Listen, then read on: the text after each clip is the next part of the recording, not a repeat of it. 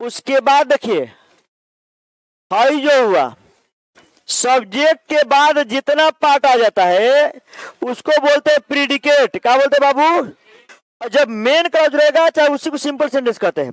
तो अब जो ऊ रहे के चाहिए एक या एक से अधिक सबऑर्डिनेट क्लॉज रहे के चाहिए, तब जाके वो बनता है कॉम्प्लेक्स सेंटेंस है। इसमें कहाँ कहाँ भर भइल बा, एकरा के मतलब ई मत समझिएगा ना कि सुप्रीम कोर्ट है, ई मत समझिए जा, तू तो समझ जीबा।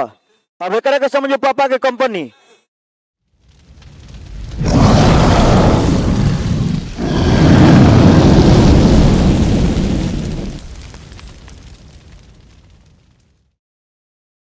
ये जो टॉपिक है कंबाइन सेंटेंस, जो आपके एग्जाम में 2 से 3 नंबर के आएंगे, 2 से 3 नंबर के। कंबाइन सेंटेंस यानी सिंथेसिस होता क्या है? सिंथेसिस का होता है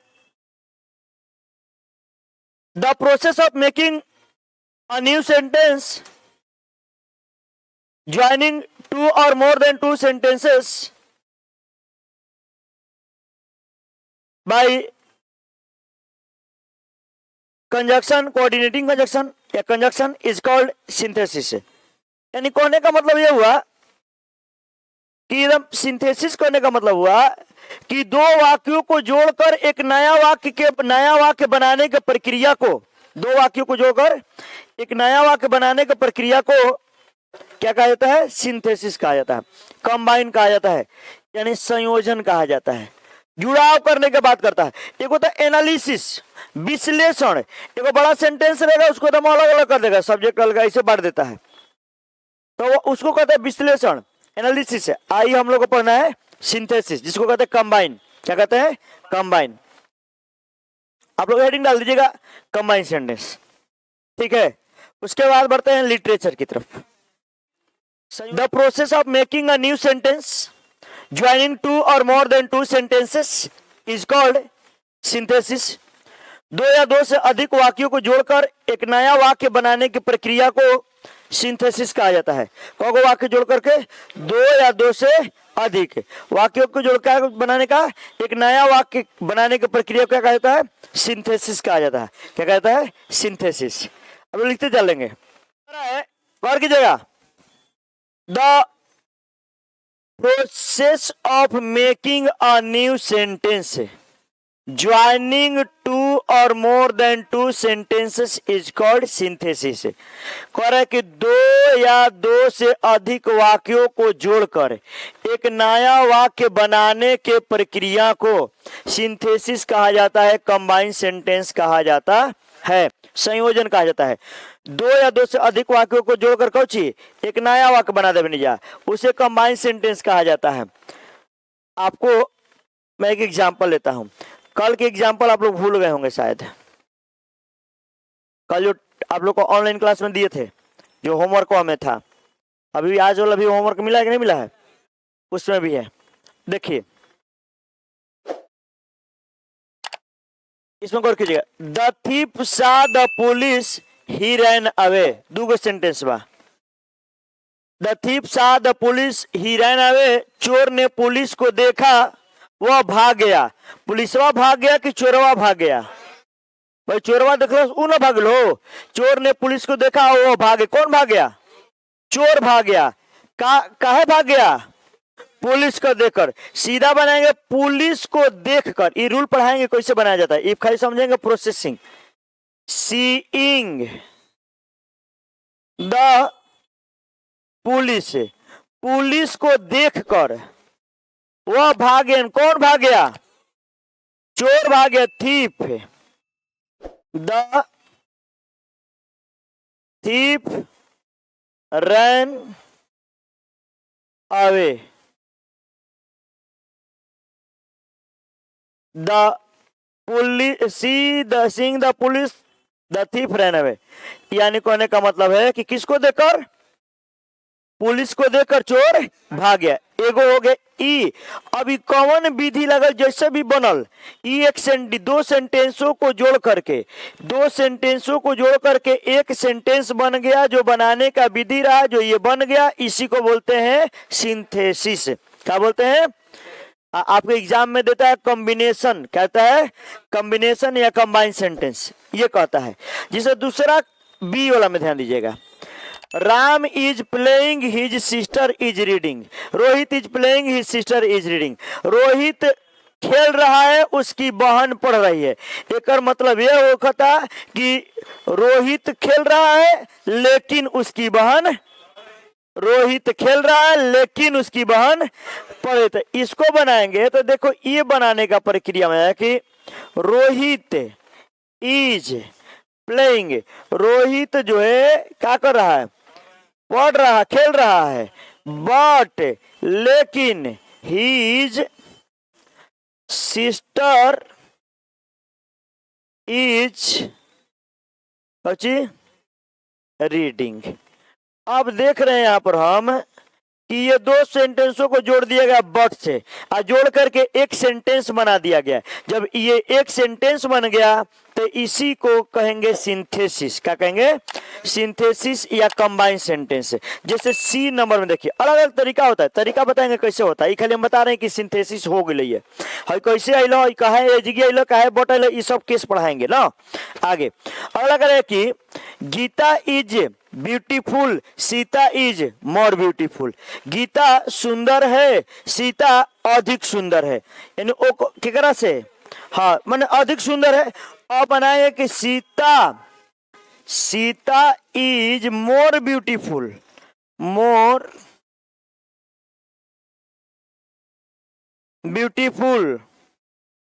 देन गीता।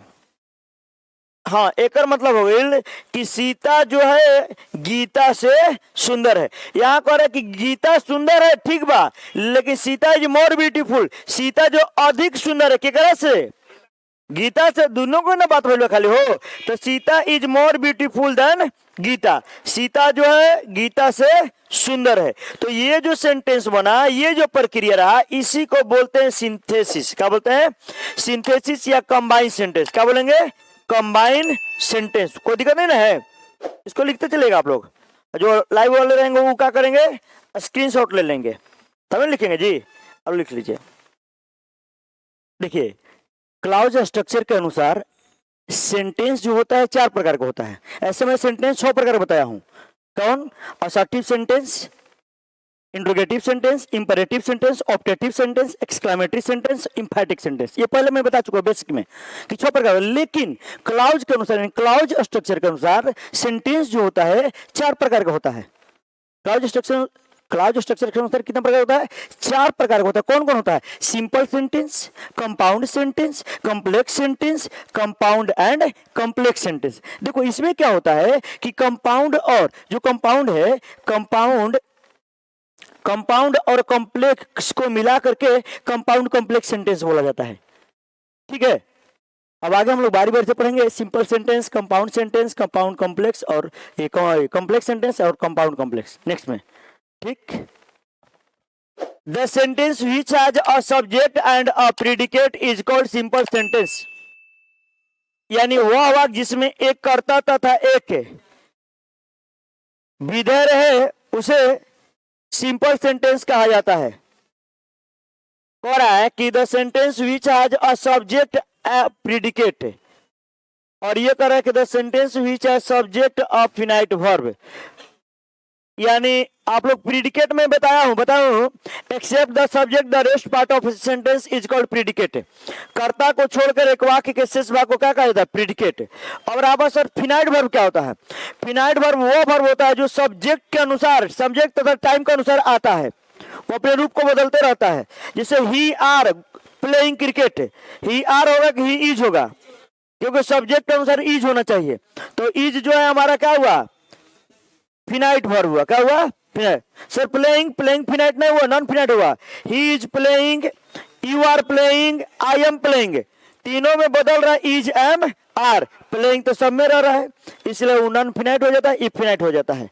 ये लिख लीजिएगा, एग्जाम अब एग्जाम्पल लेकर आते हैं। देखिए बहुत सारे कंफ्यूजन बच्चा पड़ जाता है फिनाइट के। जिसे मान लो फिनाइट वर्ब बता रहे हैं, जो सब्जेक्ट से जिसे कहा कहने वाला कि ही इज अ प्लेयर, वो एक खिलाड़ी है। ये जो इज हमारा क्या हुआ, फिनाइट वर्ब हुआ। क्या हुआ, अगर मैं कहूं I can, you can, she can, ये बताइए बदल रहा है? नहीं बदलना चाहिए यहाँ पर सब्जेक्ट के अनुसार। नहीं समझ रहे हैं? ये सब ये तो मॉडल एक्चुअली वर्ब हो जाता है। आगे बढ़ जाए, इसमें कोई दिक्कत नहीं है। देखिए एग्जाम्पल समझिएगा, पहले मैं समझा रहा हूं, समझिएगा। ये सब्जेक्ट हुआ, इसमें ये सब्जेक्ट हो। चलो इसमें सब्जेक्ट बताओ, इसमें सब्जेक्ट कौन है जी? सब्जेक्ट, इसमें सब्जेक्ट ये हुआ। हाँ अब तो हो जाएगा ना, बता बजा। राम्स वुड बी वाइफ है, राम के होने वाली पत्नी एक टीचर है। टीचर कौन है? राम है, पत्नी है कि राम की होने वाली पत्नी? तो सब्जेक्ट कौन है? यहां से लेकर यहां तक सब्जेक्ट है। और इसमें से अब देखिए ये वाला जो हो गया ये सब्जेक्ट हो गया। उसके बाद देखिए हाई जो हुआ, सब्जेक्ट के बाद जितना पार्ट आ जाता है उसको बोलते हैं प्रीडिकेट। क्या बोलते हैं बाबू जी? ये जो है जितना सब्जेक्ट को छोड़कर, except the subject the rest part of a sentence is called predicate. कर्ता को छोड़कर वाक्य के शेष भाग को क्या कहते हैं? प्रीडिकेट कहते हैं। क्या कहते हैं? प्रीडिकेट। और गौर कीजिएगा यहाँ पर, ये सब्जेक्ट हो गया येलो कलर जो घेरा हुआ है, और बाकी रेड वाला क्या हो गया? प्रीडिकेट। सर आपने दूसरे का डिफिनीशन में बताया है, क्या चीज बताया है? मैंने बताया है फिनाइट वर्ब। फिनाइट वर्ब इसमें कौन कौन है? इसमें जो है ये फिनाइट वर्ब है, इसमें है ये फिनाइट वर्ब है, इसमें है ये फिनाइट वर्ब है, इसमें है ये फिनाइट वर्ब है। ठीक है, जो एक नोट लिखे तो लिखेंगे एक सिंपल सेंटेंस में दो या दो से अधिक है, एक सिंपल सेंटेंस में दो या दो से अधिक सब्जेक्ट एंड से जुड़े हो सकते हैं, किंतु फिनाइट वर्ब एक ही होता है, किंतु फिनाइट वर्ब एक ही होता है। इसे राम एंड श्याम कहेंगे, राम एंड श्याम। तो अभी ना कि इज एम आर दोनों लगेगा, तीनों लगेगा, आर लगेगा, क्या लगेगा? आर लगेगा। फिनाइट वर्ब क्या होगा? एक होगा। समझिएगा, राम एंड श्याम, राम एंड श्याम, ये दो सब्जेक्ट है जो एंड से जुड़कर ये आया है, बन गया। दो सब्जेक्ट एंड से जुड़कर हो सकता है, लेकिन फिनाइट वर्ब कौगो है? एगो। फिनाइट वर्ब कौगो जी? एक है। फिनाइट वर्ब एक है, जिसे हुआ। अच्छा इसमें बताओ कितना सेंटेंस है? सब्जेक्ट कितना है? नीचे वाला में कितना सब्जेक्ट है? कौन कौन? यू, ही, आई, ये तीन गो सब्जेक्ट है, लेकिन इसमें वर्ब कौगो है?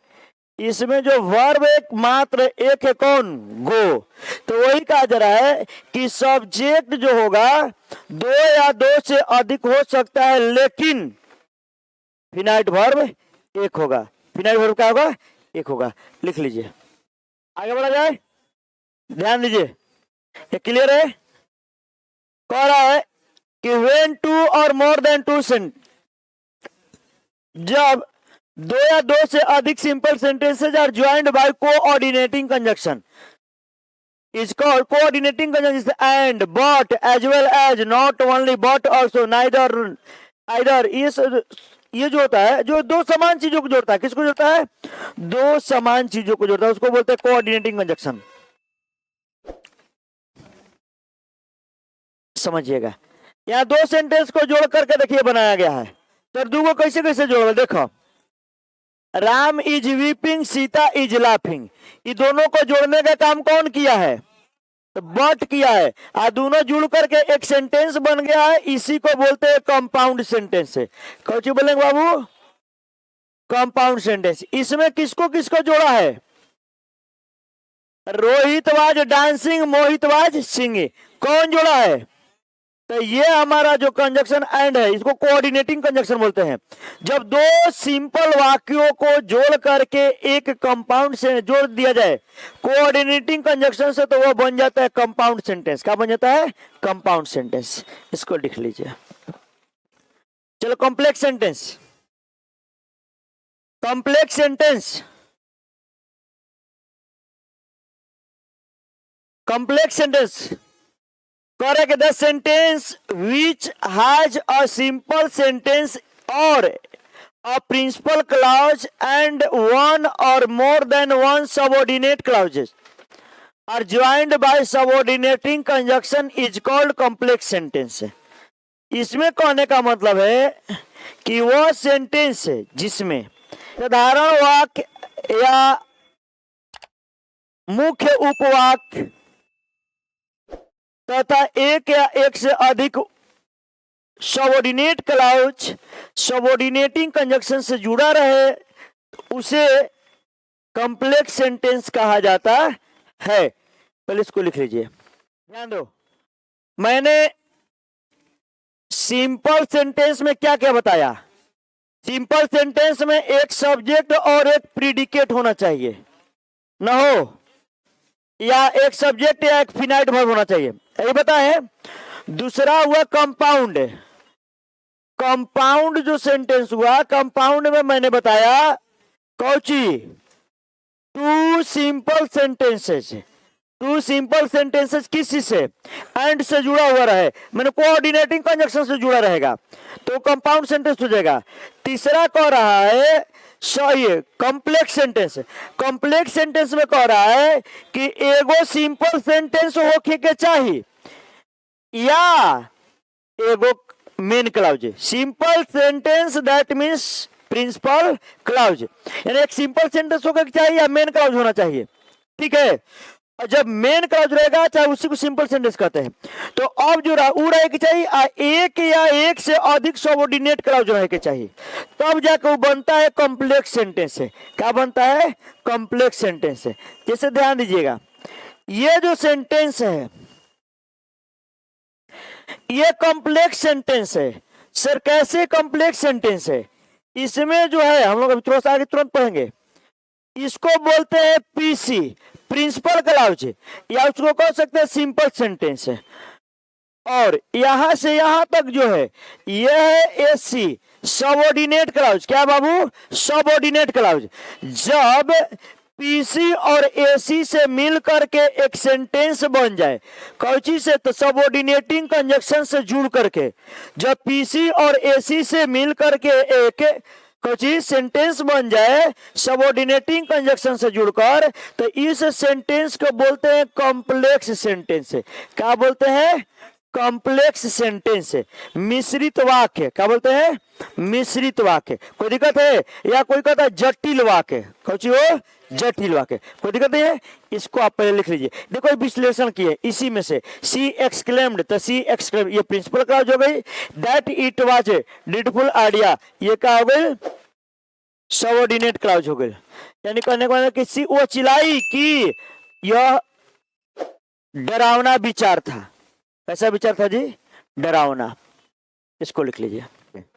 कोई दिक्कत? अब बढ़ते हैं, तो हम क्लाउज बता देते हैं। किसको बताते हैं? क्लाउज। क्लाउज बताएंगे, उसके बाद हम लोग आगे कॉम्प्लेक्स पढ़ेंगे, कंपाउंड कॉम्प्लेक्स, तब फिर ठीक है। क्लाउज आज पढ़ाकर थोड़ा सा डिस्कस करके तब आगे बढ़ेंगे। हर एग्जाम्पल को पहले समझ लो।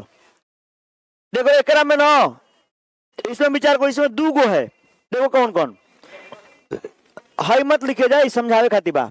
हाई लिख लिया। सी सेज, वह कहती है that she doesn't know who killed her husband, वो कहती है कि वो नहीं जानती है उसके पति को कौन मारा। अब बताइए यहाँ पर कौन कौन कौन कौन क्लाउज है? हाई जो है कौन क्लाउज है? पीसी है। अब मालूम नहीं कि कैसे बा, अब तो बताइए तब पता बजा। हाई कौची है? एसी। हाई कोची है एसी। इसमें हाई वाला जो हुआ एसी हुआ, हाई वाला एसी हुआ, हाई वाला क्या हो गया पीसी हो गया। तो बोला गया कि एगो पीसी रही एक या एक से अधिक एसी यानी सबऑर्डिनेट क्लॉज रहेगा तो उसको बोलते हैं कॉम्प्लेक्स सेंटेंस। क्या बोलते हैं कॉम्प्लेक्स सेंटेंस। आप इसको लिख लीजिए और हेकरा जैसे एकरा लिख दिया जाए पीसी, हेकरा कैसे अंडरलाइन करके लिख दिया जाए एसी और हेकरा को अंडरलाइन करके लिख दिया जाए एसी। क्लियर। हाँ तो हम अगला बार का थोड़ा बोला था कि यही अब अगला बार होता है, अगला बार खिलाएंगे। तो नहीं कभी विदाई बा तो नहीं विदाई बा खोइछा देवे के बा भी। हाँ खाजा बता सब दे के खोइछा देम तबे ना जीवो सन कहा ये पापा तो कौन सा क्लास में।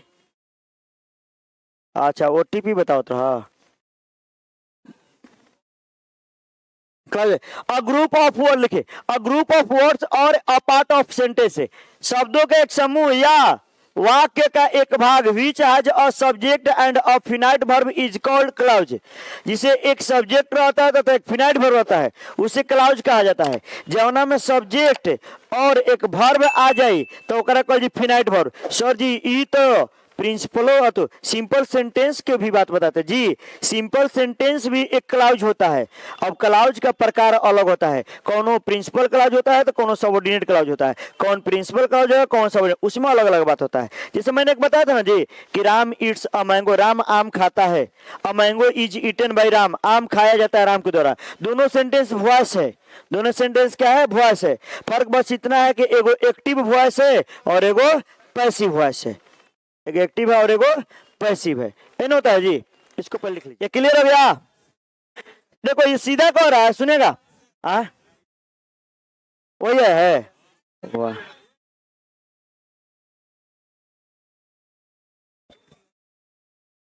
अच्छा ध्यान दीजिए। अ ग्रुप ऑफ वर्ड्स और a part of sentence which has a subject and a finite verb is called clause. कर कीजिएगा। कह रहे कि शब्दों का एक समूह या वाक्य का एक भाग जिसमें एक कर्ता रहे और एक फिनाइट वर्ब रहे उसे क्लाउज क्लाउज कहते हैं। क्या कहते हैं क्लाउज। गौर कीजिएगा। सुन लो देखो ये सेंटेंस है सुनो इसमें कहां कहां वर्ब आइल बा। इस सब्जेक्ट के साथ एक वर्ब आया है, इस सब्जेक्ट के साथ एक वर्ब आया आया ना जी। इसका मतलब कि एक सब्जेक्ट के साथ अगर एक फिनाइट वर्ब आया है दो जगह आया है तो इस पूरे सेंटेंस में दो गो क्लाउज बा। कगो बा हो दो गो क्लाउज बा। अब दो गो क्लाउज बा तो कौन कौन बा हो सकेला दो गो क्लाउज होके ना जी। कौन कौन बा देखिए एगो एकरा कहल जाई पीसी प्रिंसिपल क्लाउज आहे जोना में दैट व्हिच इफ वेदर ई सब से जुड़े रहे ओकरा कहल जाला एसी सबऑर्डिनेट क्लाउज। एकरा के मतलब ई मत समझिएगा ना कि सुप्रीम कोर्ट ई मत समझिए जा तू तो समझ जीबा। अब एकरा के समझो पापा के कंपनी इना समझ ला कोई दिक्कत नहीं ना है ना पागल कोचिंग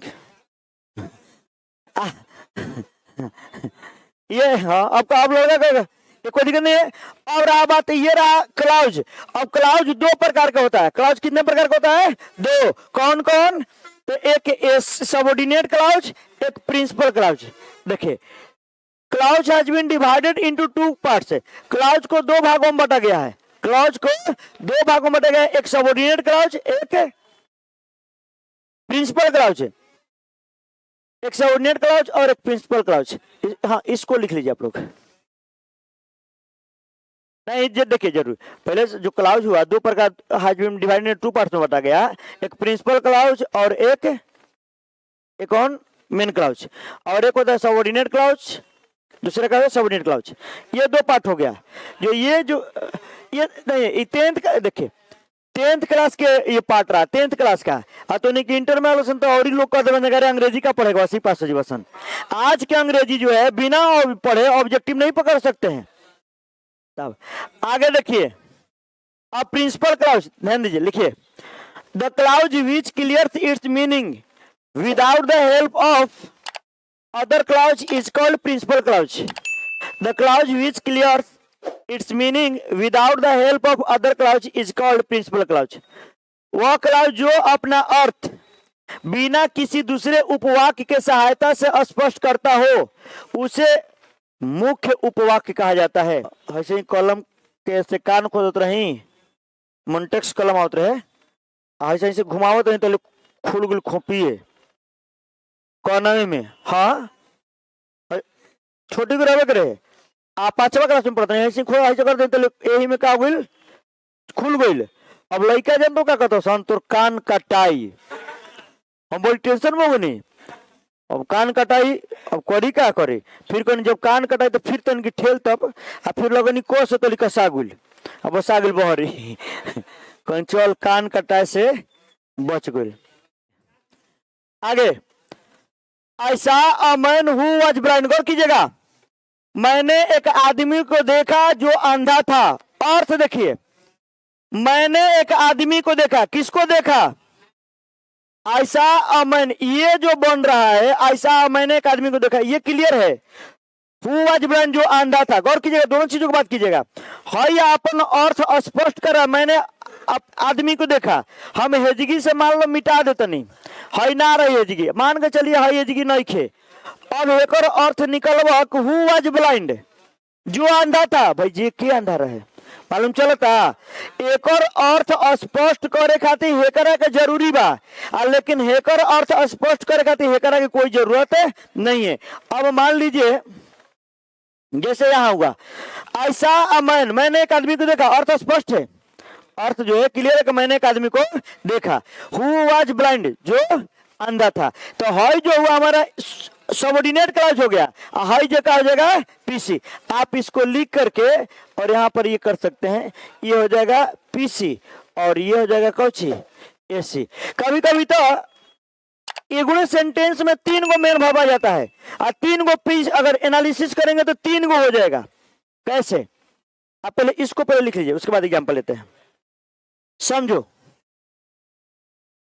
समझो, he lifted a gun, took an aim and fired। वो गन उठाया, निशाना लगाया, फायर कर दिया, यानी वो गन उठाया, निशाना लगाया, फायर कर दिया। तो अब गन उठाया वही व्यक्ति, ये प्रिंसिपल क्लाउज, निशाना लगाया वही व्यक्ति, ये भी है क्या प्रिंसिपल क्लाउज, फायर किया कौन व्यक्ति वही व्यक्ति। इसको एनालिसिस करेंगे तो इस सेंटेंस में 3 गो कौची आ जा रहा है, पीसी आ जा रहा नहीं आ रहा जी। करता एगुड़े वर्ब अलग अलग खाली हो गया है। एक ही व्यक्ति है जो गन भी उठाया है, एक ही व्यक्ति है जो निशाना भी लगाया है, एक ही व्यक्ति है जो गोली भी चलाया है। वही ना व्यक्ति, इना के हम गन उठे नहीं, तू निशाना लगे फलानमा के गोली दबा दिल, ऐसा तो बा ना, ऐसा नहीं करना हो। सबऑर्डिनेट क्लॉज लिख दो, हाँ last subordinate clause. Subordinate clause कर रहा है the clause which is to clear its meaning depends, यहां हो जाएगा डिपेंड्स ऑन प्रिंसिपल क्लाउज और any other clause is called subordinate clause.